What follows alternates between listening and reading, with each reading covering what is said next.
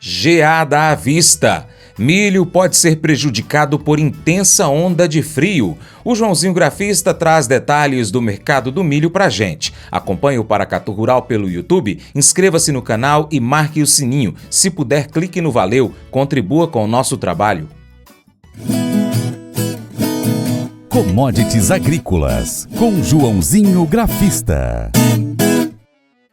Uma análise semanal da Central Internacional de Análises Econômicas e de Estudos de Mercado Agropecuário, CEMA, publicada no dia 22 de maio, aponta a continuidade da tendência de baixa nos preços do milho no Brasil, influenciada pela expectativa de uma safra robusta.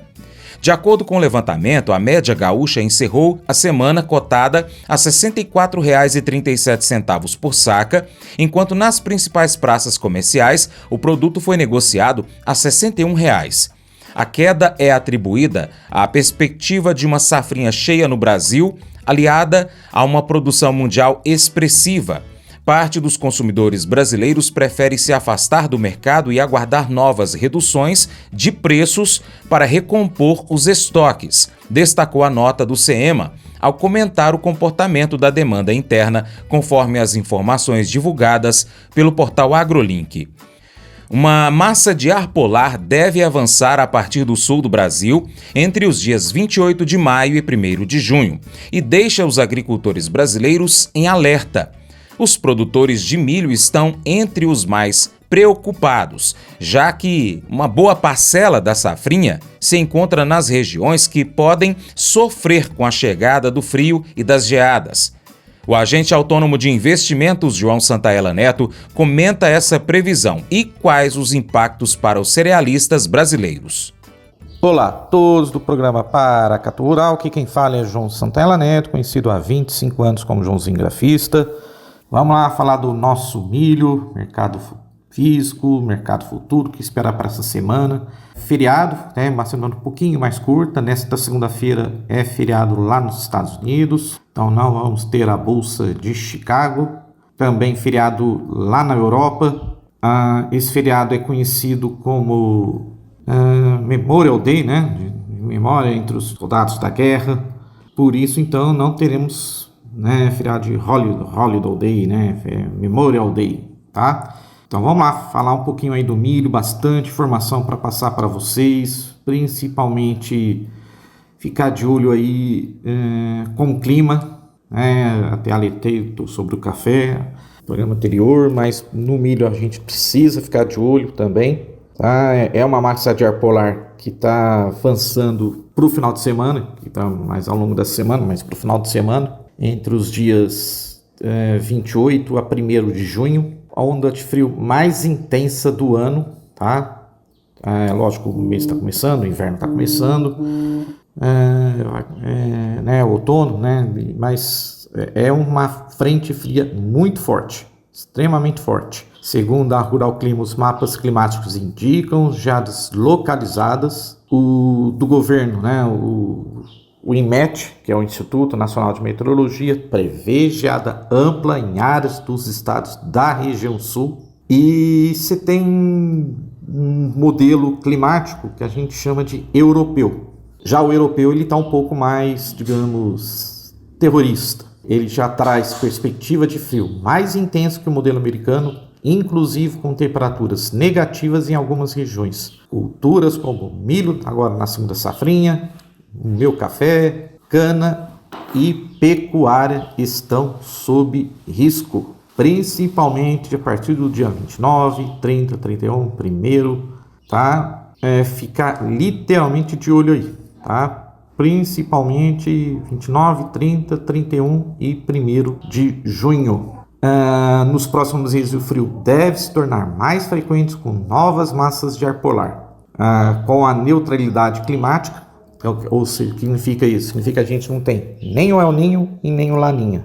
Uma empresa de meteorologia chamada Notus, eles apontam chance de frio prolongado e não descarta geadas tardias em setembro até no trigo. Já falar um pouquinho aí do nosso milho, sempre quando começo com o milho no físico, Então primeiro quis dar esse alerta para vocês aí na parte do clima, mas o milho nos últimos 2 meses praticamente caiu R$ 20, tá? Ele acumulou uma queda aí de 11% ao longo do mês de maio, se aproximando do patamar de R$ 70 base Campinas. Então é uma queda aí de R$ 20. A perspectiva de uma segunda safra cheia pesa sobre os preços, né? A gente pega ali em janeiro, estava em torno de R$ 73, R$ 75. Em março, o milho só subiu, né, ao longo do início do mês, nos primeiros meses, né? Em março quase beirou os R$ 90 e já voltou para casa dos R$ 70, né?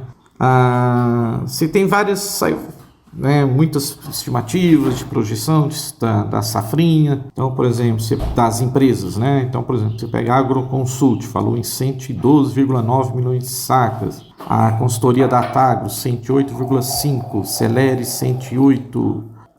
O Banco Paine, né? A Paine Agronegócio, 105,7. O Banco Itaú, 105 milhões. A Stonex, 104,3 milhões. A Agriinvest, 104 milhões. A AG Resource, 99,2 milhões. Esse foi o mais, né, que não vai ser tanto uma safra grande aí de milho. Tá, os dados aí são da nossa amiga Kelly Severo, né, jornalista.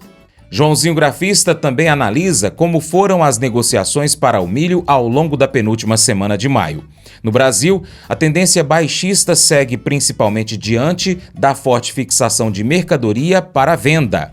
Já em Chicago, os últimos dias foram de recuperação das cotações. Vamos lá, continuando então com o nosso milho no mercado físico, que registrou uma semana de pressão nas cotações. Essa última semana que passou, segundo a Safras Consultoria, os consumidores atuaram com pouca força nas negociações, adquirindo lotes pontuais, aguardando pela continuidade no movimento de queda nos preços por conta da safrinha cheia à frente. Eles também sinalizaram um bom posicionamento em estoques. Os produtores, por outro lado, avançaram na fixação de oferta de milho para venda, de olho em fatores como a boa evolução do clima e das lavouras, movimentação dos preços futuros do milho. De acordo com a Safras Consultoria, fatores como o câmbio e a paridade de exportação são pontos a serem observados neste momento. Cenário internacional, a Bolsa de Chicago teve uma semana de recuperação nos preços, já vou falar do gráfico, em meio a sinais de demanda aquecida para o cereal norte-americano e de andamento mais lento do que o previsto pelo mercado no plantio da safra 25-26 por lá. Então vamos lá, preços internos, mercado disponível ao produtor, milho Cascavel Paraná foi cotado a R$ 66, uma queda de 4%, frente a R$ 69 na última semana retrasada. Campinas CIF, cotação ficou em R$ 75, frente a R$ 77, semana retrasada. Mogiana Paulista, R$ 73, contra R$ 70 na semana retrasada. Rondonópolis, Mato Grosso, a saca foi cotada a R$ 58, queda de 6,45%, frente à semana retrasada a R$ 62. Em Erechim, Rio Grande do Sul, o preço ficou em R$ 69, uma retração de 1%, frente a R$ 70 na semana retrasada. Aqui em Minas Gerais, base Uberlândia, o preço na venda queda de 2%, quase 3%, de R$ 72 para R$ 70. E Rio Verde, Goiás, a saca permaneceu a R$ 72. Então vamos lá, bora para o gráfico do milho lá na Bolsa de Chicago. Bom, e olhando o gráfico, então a gente vê realmente teve uma recuperação, né, nos preços.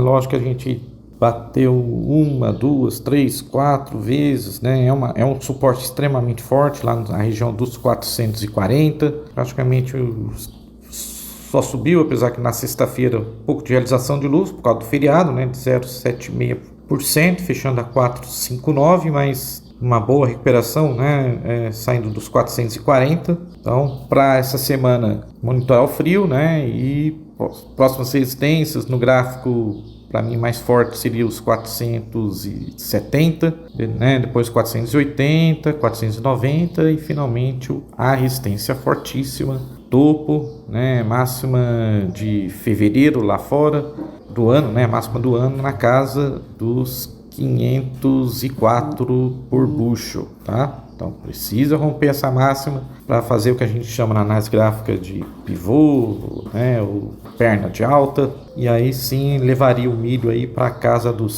5,20, 5,40, né, 540, 560 e a gente chama de 100% de Fibonacci lá nos 602 por bushel, tá bom? Vai milho, vai geada, vai commodities. Sempre que você for generoso, estará investindo no seu lar eterno. Jesus chamou esse princípio de guardar um tesouro no céu. Na verdade, ele usou essa frase 6 vezes na Bíblia.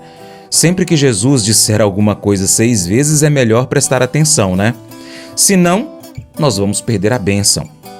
A vida não é sobre guardar coisas aqui na terra. A vida é sobre guardar coisas no céu. A Bíblia diz para não guardarmos um monte de coisas na terra, onde ladrões podem roubar e a ferrugem e as traças podem destruir. Guarde o seu tesouro no céu. Faz sentido. Por quê? Porque você vai passar muito mais tempo no céu e vai precisar da herança e das recompensas muito mais do que na terra. Você só tem 80, 100 anos de vida neste planeta. Precisará deixar tudo para trás. No entanto, você poderá usufruir do seu tesouro no céu por toda a eternidade. Então, como guardar um tesouro no céu? Como você o envia para lá antes? A Bíblia diz que isso se faz quando a gente investe nas pessoas. Existem apenas 2 coisas que irão durar para sempre: a palavra de Deus e as pessoas. As pessoas passarão uma eternidade, ou no céu ou no inferno. E o seu investimento em alguém pode fazer toda a diferença. Deus quer que você invista nas pessoas porque esses investimentos têm consequências e recompensas eternas. Filipenses 4:17 diz assim: Entretanto, embora eu aprecie as dádivas de vocês, o que me faz mais feliz é a recompensa que vocês terão em virtude dessa bondade. Paulo escreveu aos Filipenses para expressar como ele apreciava o apoio deles, mas disse que o que era mais importante, o que o deixava mais feliz, era saber que o sacrifício e a generosidade deles os dava um tesouro no céu. Eles investiam nele, mas também investiram no lar eterno. Você será recompensado por tudo que você doar. Você está doando tempo? Você será recompensado no céu. Doando a sua energia, será recompensado no céu. Está doando o seu dinheiro, será recompensado no céu. Esse devocional faz parte do plano de estudos Hábitos de Felicidade do aplicativo biblia.com. Muito obrigado pela sua atenção, Deus te abençoe e até o próximo encontro. Tchau, tchau.